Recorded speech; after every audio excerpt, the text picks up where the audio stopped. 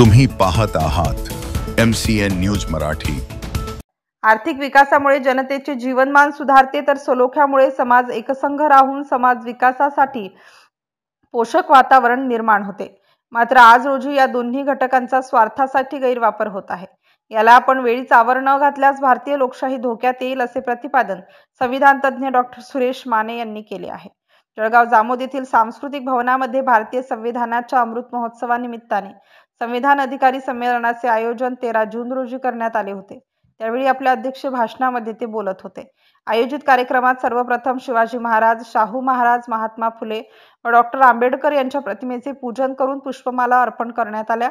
यावेळी प्रमुख पाहुणे म्हणून राजाभाऊ कोकाटे, अरविंद कांबळे, सुभाष वानखडे इत्यादींनी भारतीय संविधानाबद्दल आपले मनोगत व्यक्त केले।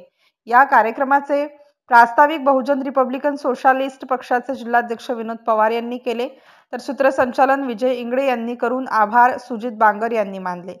सदर कार्यक्रमाच्या यशस्वीतेसाठी मनोहर वाघ, अमित पहुरकर आदींनी परिश्रम घेतलेत। MCN न्यूज मराठीकरिता गजानन सोनटक्के, जळगाव।